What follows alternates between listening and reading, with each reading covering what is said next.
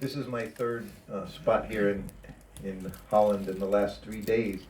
I want to try to be sure I don't just repeat myself, even though who has been coming to any of my classes so far? Who is? Okay, so yes, half of you have been to. Yeah, on Facebook. Yes, and on Facebook. And so, yeah, I joined 1971, and I became Prabhupada's servant in 1972. John Mastami. Actually, John Mastami has been very favorable, I guess, for me, John Mastami Day, because I became Prabhupada's servant John Mastami festival time in New Vrindavan in 1972.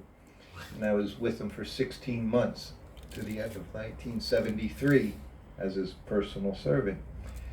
And then I left, I got married, went to Caracas, Venezuela, where I stayed there with my wife for 6 months, and then I went back to New Vrindavan again after 6 months. So now it's 1974, and it's a month before John Mastami. 1972, when Prabhupada came, his servant, he had no servant, he had left. So now, when I left, 1973, the end, Satsvarup Maharaj became his servant. So after 6 months, Satsvarup Maharaj, he left Prabhupada's personal service to again preach as a sannyasi. So Prabhupada said yes. So now again, 1974, he came to that same place, New Vrindavan, where I had just gotten there 2 weeks before, and he didn't have a servant again. And I was there, and I had been traveling with Prabhupada already. I went around the world 2 times. I've been Zurich, Switzerland, I was in France, I was in Germany, I was in England, I was in Thailand, of course all over India, all over the US, South America. So now I'm in New Vrindavan. And one day Brahmananda, who was his secretary, again, Brahmananda, he was back and forth as secretary. So he came up to me one day and he said, "Do you want to be Prabhupada's servant?" This was practically 2 years to the day. Kirtanananda Swami said the same thing to me. "Do you want to be Prabhupada's servant?"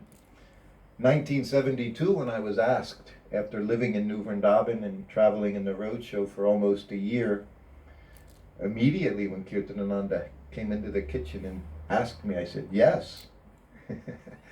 So now 2 years later, and I had been Prabhupada's servant for 16 months, half of it in India, which means half of the time I was sick. Because I was always sick in India. Most of us were sick in India.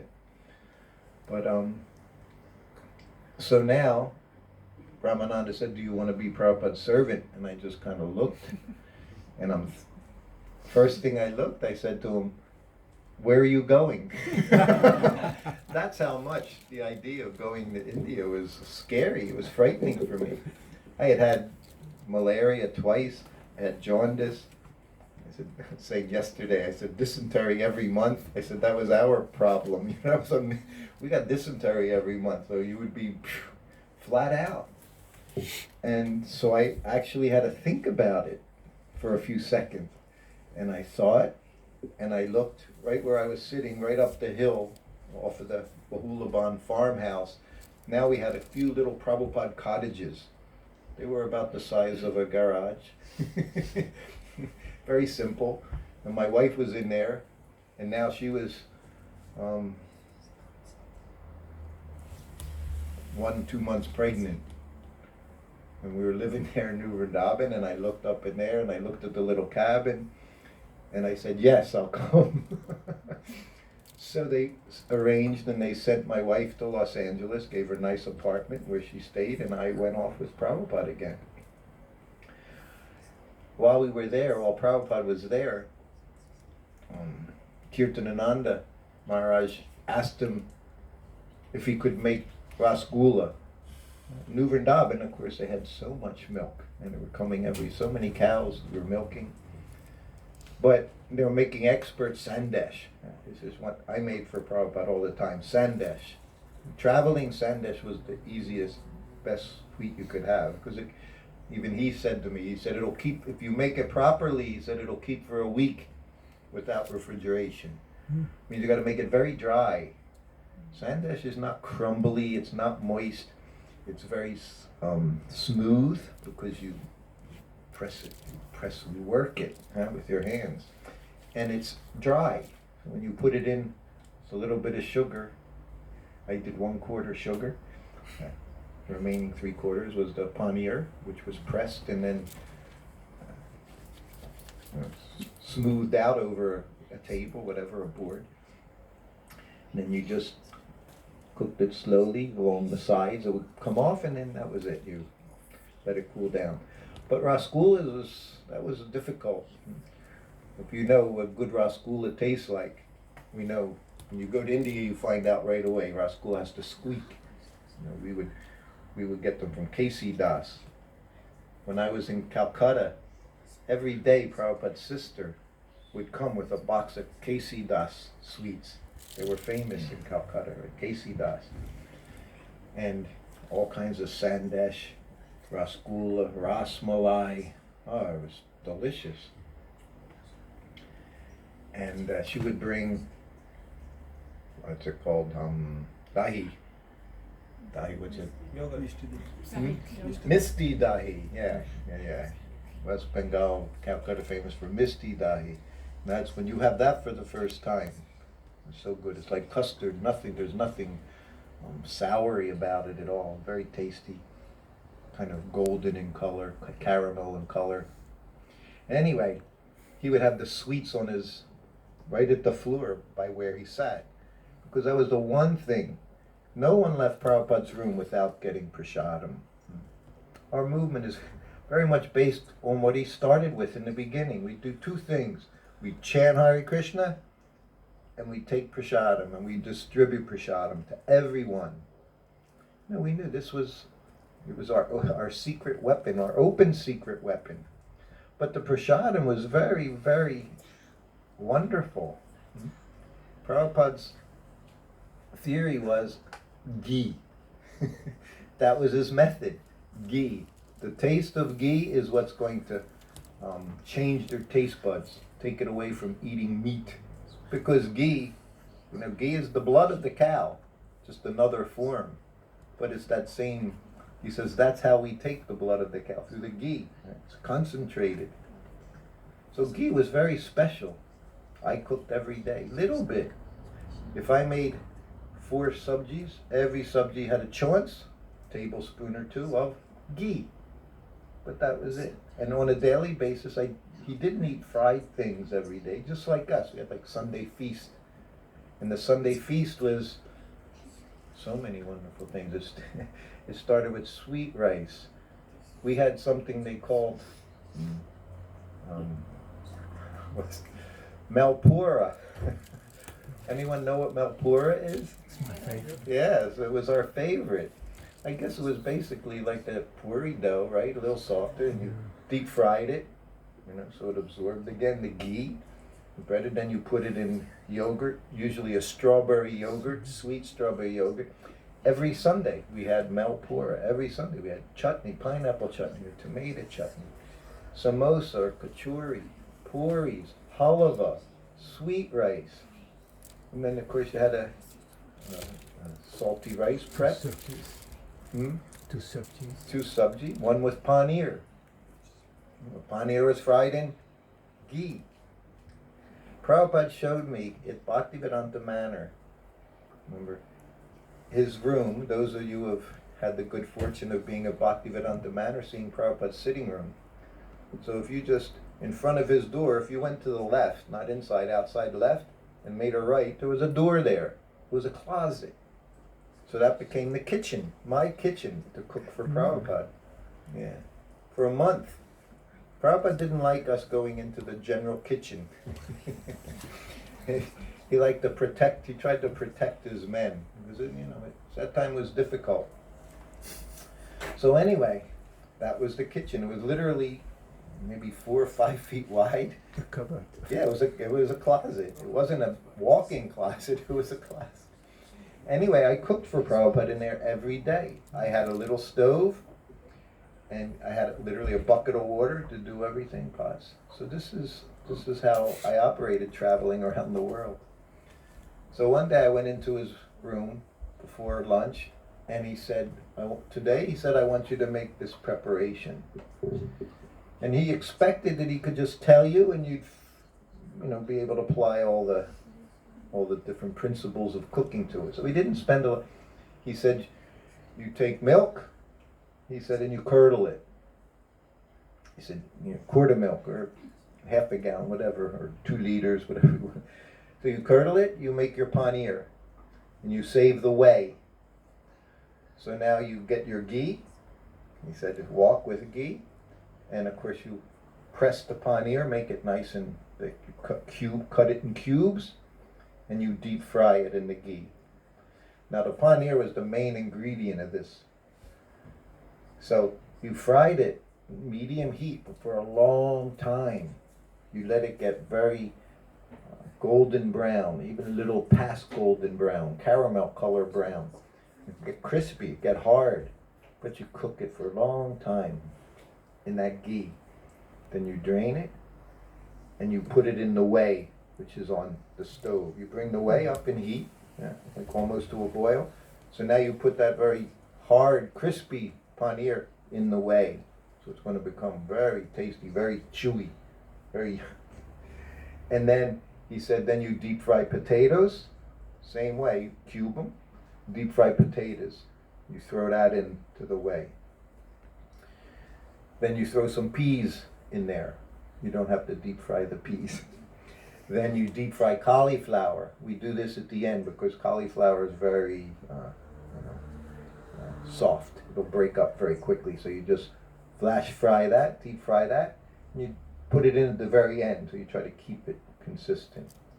So you have paneer, potatoes, peas, and cauliflower. Little salt. Then you make your chaunce.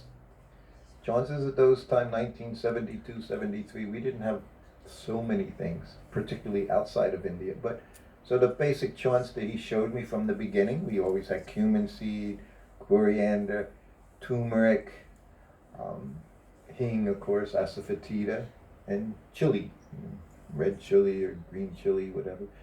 So that was basically in mustard seeds sometimes. So that had basically all of those in there in the chaunce. And then you just throw it in the boiling. So I gave it to him the one day. This was in addition to rice, chapatis, dal, and 3 other dry sabjis. So he liked it very much. So the next day he said, you make that again today? He said that every day for 10 days. He had me make that vegetable every day for 10 days with the same paneer. So every day I put that together for him. So Prabhupada had very specific taste. And he said, of course, Tamal Krishna Maharaj, he could never understand because whenever you would go to Mayapur, West Bengal, Calcutta, everyone's cooking in mustard oil. And Prabhupada had made a statement. So Tamal Krishna Maharaj said to him, Prabhupada, he said, you say that ghee is for the inside of the body and oil is for the outside of the body. He says, is that right? Prabhupada said, yes. He said, but he said, they all they use mustard oil. Prabhupada said, well, it's very tasty. So taste also was a factor. So he said it was tasty. But when I was in Calcutta with Prabhupada, we were there for a few weeks. This was also 1973. And Prabhupada's sister would come to see him. She was so excited when Prabhupada would come home to Calcutta, his younger sister. We called her Pishima, which meant auntie. Her name was Baba Tarini. She was also a disciple of Bhaktisiddhanta Saraswati Thakur. So they were god brother, god sister, and she was his little sister. And she just loved being around Prabhupada all the time. So when he would come to Calcutta, of course, she would come, she would bring her sweets, she would bring misti dahi for the devotees and the different Prabhupada's disciples and all. And she carried around a little flask, like a little bottle, glass bottle with Ganga Jal. So whenever she would approach us, she would always throw the Ganga water on us. I don't know that was how she could approach us after she put it on us, or it was just the way she blessed us. She had a lot of faith in the Ganga Jal, so she would always, that was one of her things she would throw. And she also had another bottle she would bring into the temple. Anyone know what was in it? Mustard oil. Mustard oil, because we never had mustard oil. I had mustard oil. I was the only devotee who had mustard because I massaged Prabhupada with mustard oil every day. So she would smuggle it into the temple and cook for him. In India, I didn't cook for Prabhupada. There were always many of my god sisters who were experts, so they would cook. We took Malati, Jamuna, Palika, Shruti Rupa, Arundhati, Kausalya. There's over a half a dozen different ladies at different times as disciples who would cook for him. Outside of India, I always cooked for him. Inside of India, they were qualified. So his sister, she would cook for him. And then we would also cook the way he trained us to cook, which was, again, everything was with ghee. Everything was ghee. Chapatis, you put a little ghee on the top of the chapati. His rice, he would put a little ghee on the top of his rice.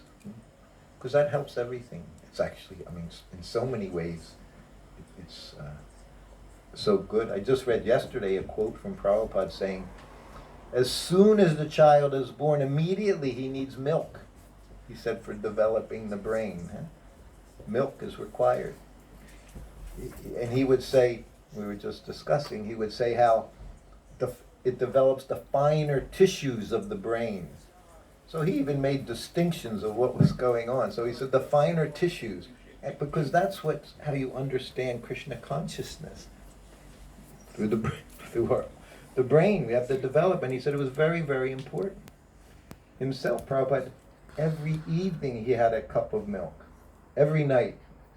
Boil it. 3 times. Up and down. That was our method we learned right away. First thing you learned, you came into the temple. I learned how to make ghee within 1 week of entering the temple, because we were always making ghee, because we used a lot of ghee. So his sister would cook, we would cook, and I would bring in his lunch in Calcutta every day. So now I always say, I've told this before, well, things that happen with Prabhupada, it would go on 3 times. He didn't challenge you if you did something first time, second time. But by the 3rd time, it meant it's time to do what I want you to do. Like he said to me, after I was massaging him for a year, and every place I touched, if I did his head, you did it until he went. Then you did his back until he said, okay. You never left that position. I did it this way for a year. I could massage his back sometimes for 40 minutes. I'd be exhausted because he told me, you can massage my back as hard as you like. That was like a challenge to a 22-year-old boy. As hard as you like. So I thought, okay, I accept. I'm pushing, and he'd just sit there on the floor in his gumshoe on a straw mat. What did he weigh? 110 pounds or something, maybe. Prabhupada was very light. He was small. But he was guru. He was not light. He was heavy. So I'm pushing, and he's just sitting there like nothing at all is happening to him. And I'm working up a sweat because I'm determined to get to the point where he says, all right, that's a good place. That's hard enough. He never said it. Never said it. To the point where I just finally, I surrendered to the fact that I couldn't defeat his hard enough. So that went on, and then he would again go. Then you went to the side, did his arms, his belly, go to the other side. But everywhere you went, you would just wait until he said, okay. Imagine. So after a year, because while you're massaging him, there's this cooker. It might be 50 feet away, it might be 500 feet away in a kitchen somewhere, but there's this cooker with this entire lunch in it. The dal's in the bottom, all these vegetables are steaming in the middle, That's what you add your chaunts to. So his vegetables were actually steamed vegetables and then chaunts. Some of them you did by themselves, like bitter melon, little turmeric and salt, a lot of ghee, and you just fry them up until they were crispy. Very tasty. Very simple, very tasty. So while you're massaging him, anywhere from an hour and a half to 2 hours, all of that's cooking. Now anyone that cooks knows it doesn't take 2 hours for any vegetable to cook. It doesn't take anything 2 hours. Not your hardest dal doesn't take 2 hours. But you're massaging him for 1.5 to 2 hours, and that cooker's in the other room. That's all I ever thought about. Every massage was, I hope nothing goes wrong. And that's why some servants didn't cook. They could never feed. You turn the flame to a certain spot, so it never burnt the dal, never dissolved. Somehow or other it worked. It was just rather on his mercy, but it worked. They said I cooked for him. I figured out 2.5 years. There was almost 1 year I didn't cook for him when he was in India. But otherwise I cooked for him in that cooker about 500 times. He never complained once, except one day, and that day I didn't cook for him. And he complained to me. He said, "Why did you?" He said, "I let some boy who was Shiradakshai's son." What's his name? Who? Shiradakshai? Karunadakshai? Karanadakshai? Huh? Karanadakshai? Yeah, the oldest son. So at the time I'm 22, he might have been all 15 years old maximum. And he asked to cook for Prabhupada. So to me, I thought, yes, because I'll massage him and you'll be cooking and I don't have to have that anxiety. But it was, I have much more anxiety. Because we brought it in together. And I said, "Prabhupada, he cooked today?" And Prabhupada says, "Yes, okay, very nice." So then I go back out, and you would always put one chapati on Prabhupada's plate, his lunch plate. Then you would just run back into the kitchen, make another chapati, put puffs up, put ghee, a little ghee on the top, you run back in, you slide it on his plate, you offer obeisances, and you keep doing that until he says, "Okay, that's enough." So now I come back in with the second chapati by myself. And we went in together, me and the boy. And he says to him, very nice, prasadam." So then we go out, I come back in with the chapati.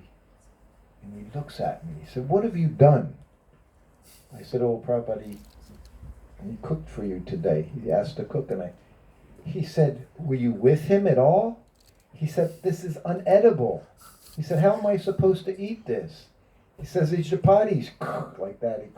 The mud, the dal is like mud. He said that to me several times when, when not my dal, I would bring Raj Bhog. He would ask for it because he knew the deities were not being taken care of nicely. And his barometer was Raj Bhog. If Raj Bhog is not going on properly, then it means the deities are neglected. And it means... Can you explain what is Raj Bhog? Raj Bhog. Raja, kings. The Bhog is the offering, the meal. So Raja is the king. So we would make 10 to 12 preparations. So he would have this, and he would ask for it in the temple because he knew something was wrong. And that was how he dealt with it. He would bring in the leaders, and he would sit with the deity Mahaprasadam. And he'd grab the chapati, and he'd say, this chapati's terrible. Chapati should puff up, chapati. Then he would try the dal, and this dal is like mud. How can anyone eat this? Who is cooking for the deities? Why are they being neglected? And then he would go into the kitchen. Oh, the dirty kitchen. Maybe yelling at everyone. Because Radha Krishna, you're cooking for Krishna, he would say. So he was very, he wanted to see everything was very, very nice. Everything was done properly. So every day I was making like Raj Bhog for Prabhupada, but nothing in ghee, nothing fried in ghee. But it was like that. He had like 10 preparations, but everything had to be made very nicely. So that anxiety was there while I was giving him massage, what was going on with the cooker. So then as I said, evening. So Prabhupada's diet, he lived, I say, Ayurvedic lifestyle. He never spoke, very rarely Prabhupada would speak about Ayurveda. Sometimes in my presence he would say, like we take massage, he said the morning sun gives you energy. So if the weather was pleasant, Prabhupada would go outside for his massage because he would take the sun. Sun's giving you vitamins, vitamin C, so many things you're gaining from the sun. So he liked that. So he say the morning sun gives energy, afternoon sun drains your energy. Then he would say things like your digestion is like the sun. The higher the sun is in the sky, the better your digestion. So your main meal, he said, which his main meal was lunch, because that's when your digestion. So everything he did, he also considered his health. I massaged him, like I said, 1.5 to 2 hours in the morning with mustard oil, absorbing into the skin and circulation, getting the blood flowing. It was also, he was healthy to spread Krishna consciousness. That's how he could do his service. In Hawaii, in the early days, he wrote the important list for the devotees. So the first thing on the list was what? We had chanting, service, health. So the first thing on the list was health, not chanting your japa. Because if you're not healthy, you're no good to anyone. You can't do anything. We can't do our service. We can chant perhaps. And he would say, if you're in health, then just chant. You'd have nothing else to do. But that was not Prabhupada's mentality, just sit and chant and not do anything else. Prabhupada was preaching. Prabhupada always wanted to give Krishna to everyone. So that was always the main focus. So you have to be healthy. Like I see, traveling around every day, different place. When I think of Prabhupada doing it, it was difficult for me then, when I was 20. He was already in his 70s, traveling around the world, never complaining. Don't feel good about this. Prabhupada had a way of, you knew if he didn't feel well, he would ring his bell, and he would say, oh, today for lunch I'll have khichdi. That meant he didn't feel good. Something was off, he would say. So one day he did that. He said to me, I'm not feeling so well. He said, today I don't want any lunch.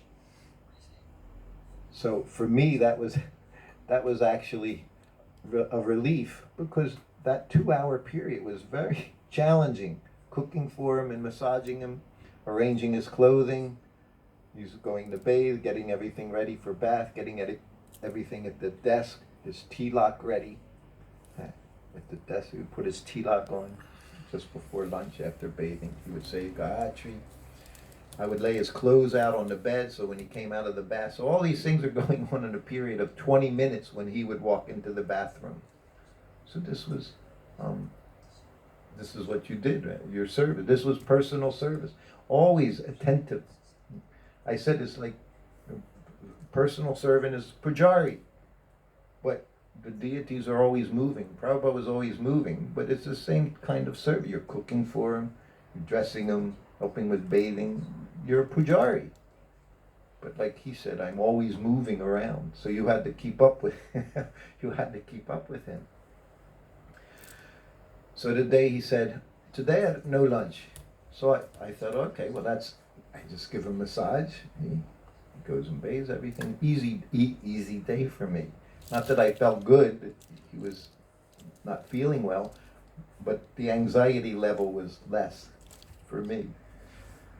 So then we start the massage. I'm massaging and do his head. You spend like 15 minutes just briskly doing everything on his head. Prabhupada used what on his head? What kind of oil? Sandalwood oil. Because he said you have to keep a cool head. Sandalwood is cooling to keep the cool head. You know that story? I think it was Chicago. No, it was not Chicago. There's actually a picture of it. It's in New York. There's a picture of Prabhupada him and I are looking at each other, and we're both smiling. So that was a conversation Prabhupada had with one reporter, lady reporter. So of course this is 1970s. So mini skirts were very popular back then. So she's in a very short dress, young lady. If you're a reporter, it means you're pretty, basically. If you're a woman, you're going to be pretty young lady in those days. So she's asking Prabhupada questions, and then she said, why do you shave your head? When Prabhupada heard that kind of a question, he would immediately become, this person is not very serious to understand what we're up to. Because that's a question, why do you shave your head? So he said to her, why do you shave your legs? So then she was caught off guard. He said, keep a cool head, warm legs. Like that. So he was never defensive. You couldn't make Prabhupada feel ashamed or embarrassed about who he was, who devotees are, how we dress, nothing. And when once a reporter said, you're preaching we hear the devotees are sleeping on the floors, your disciples. They're eating off of the floor, they're sleeping on the floor, and you're being driven around in a Rolls Royce. He said, why? He said, why a Rolls Royce? He said, it should be a gold car. This was Prabhupada. You couldn't make him, no. He was giving Krishna to everyone. That's what he said. Even I'm in a gold car, that's not enough. Should be in a Vaikuntha airplane. So that's how he spoke. So then she started talking about the women, the equality. The women, their equality is not there. And Prabhupada said, so he said, a 16-year-old boy, he can go around the world, traveling by himself. No one will bother him. He said, what about a 16-year-old girl? So she didn't answer. So then she said, well, let's change the subject. Because she said, I'm not getting anywhere with this. Let's change the subject. And Prabhupada looked at me. He said, what did she say? I said, Prabhupada, you've defeated her. And then he laughed, so we just laughed. But that's what he was saying. You can't let a young girl, go by her own around the world. And we've seen it. We see it over and over again, especially going to India. Whenever I see young devotee girl by herself, I said, you cannot just go there by yourself. I said, you have to always be with someone, even a man. No one wants to be by themselves anymore. Krishna Balaram Mandir, 9 o'clock at night, you don't go outside the grounds. It's not a good idea. Everywhere, not just India, not just Vrindavan, anywhere in the world. So many dangers. So, I'm massaging him. He said, no lunch today. So now I'm massaging his back. And he says, I'll have khichdi. I haven't done anything. I'll have khichdi chapati, he said. I'm saying, gee. But I thought, khichdi's not very difficult. I can handle making Prabhupada pada khichdi. This is simple. Yes, Prabhupada. Now I'm massaging away. Then I get to the side of him. He says, I've decided I'll have complete lunch. And I'm like, I said, Prabhupada, I haven't even begun. That's all right. Whenever it's ready, you bring. Which means you bring it the regular time.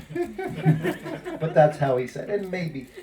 So as soon as I finish massage, he goes into the shower. I got to make a chapati dough. I got to set up the entire cooker. Rice, dal, cut up vegetables. So as quickly as I could get everything done. So Prabhupada would take a shower after massage. Now his body's covered in oil. So he uses soap. He bathes out of a bucket everywhere in the world. Just like he did in Vrindavan. No change. His showers are overhead, bathtubs. He just fills the bucket up with water and that was all. Never changed. Didn't use the shower. I mean, you can read things that will tell you that water beating on your head is very bad for you. And now they say even the shower heads themselves, there's so much gunk in those things. There's so much stuff coming out of them. Kinds of moldy. You look at the black mold. So much stuff is in there. Prabhupada never did that. Never used the shower. He brushed his teeth with what? Who knows? Anyone knows it? Datum. Anyone know what datum? Stick. It's a twig. Mango twig, eucalyptus twig, neem tree. Looks like the size of a pencil. So in the morning, it had to be there in the bathroom. 4 o'clock in the morning, there had to be fresh twig, datum. Otherwise, where is datum? You'd say, where is datum? Then you run outside, you have to find a tree somewhere. You might be here. Try to find a mango tree, a eucalyptus tree. Yeah. So then he would take that datum and he chew it on the nap. It was a toothbrush. And what do you do with it when you're done? You throw it away. What do we do with our toothbrush? We put it in that little stinky plastic toothbrush. All kinds of things growing in there day after day, and we stick it back in our mouth. Last week we had a cold. That's okay. Put that stuff. No, that's not Ayurveda. That's not Vedic culture. So lota. We don't even know what lotas are. Everything plastic buckets, plastic cups in the bathroom. Nothing but nonsense. Prabhupada saw that it was not his world. So anyway, I did prepare the lunch that day, but that was the only thing. Prabhupada didn't complain. He didn't say, oh, my knees are hurting, my back is hurting. He never said those things. In the Bhagavatam, purport, first canto, one of the purports, Prabhupada describes the pure devotee. He said he's unaffected by the modes of nature, by the threefold miseries. He's unaffected. Doesn't mean these things aren't going on. He's transcendental. He's transcendental to all of it. He's just serving Krishna in any condition. Heaven, hell, leukemia, whatever it is. He just wants to serve Krishna. That was Prabhupada's mood. Not that he complained, really flight was so long. We know one of the stories, some devotees, is her favorite stories. Just shows how Prabhupada's determination. So we were flying a total over 25 hours of flying. And we stopped in Bangkok, Thailand, at the airport. And we were switching everything switched, which means all your bags come off, which I was dealing with, and the secretary mainly. And you have to go to the other airline, all the bags go back on. They took all the bags in 1973, airports weren't very, now they look like, everything's a shopping mall, just glorified shopping malls. Except for Singapore, it's like a glorified Garden of Eden or something now. Those beautiful airports, right? Juhu, I saw the Juhu domestic airport. It was like a beautiful garden, plants everywhere, waterfalls coming down. Anyway, it wasn't like that in 1973, especially in the airports in India. So we flew from there. After flying 20 hours, we're in Bangkok, Thailand.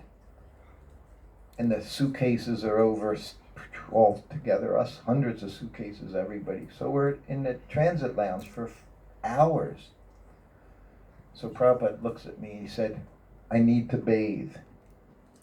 There is no showers, there are no places to bathe, there are no showers. Now you go to showers, you get your showers, everything's available. Then not like that. He said, I need to bathe. He said, go get me change of clothes. So I open the suitcase, I gotta get his gamcha, get him a change of clothes, towel. So we just walk into this bathroom, it's twice the size, there's 15 sinks along the wall, all the little stalls, toilet stalls, urinals on the other side, people walking in and out constantly. There's an attendant right at the door. So now we go into the bathroom, we walk in, and I've got his clothes, got a towel, got his gumsha, put the gumcha on him. Prabhupada would put your arms around you, have the gumsha, you drop everything that's underneath, And so now he's got his gumcha. I have his lota, very famous lota. This lota had also like a personality. Prabhupada gave everything personality. I'll tell that after. So I have his lota. So he surveys the situation. He goes, okay, he said, take the water from the sink, warm, make it nice, very warm. He said, and I'll bathe right here. right in the floor, right in the middle of the bathroom. Prabhupada was transcendental. He never, it was one of the very fun things traveling with him. Being outside of the temple was the most fun, because inside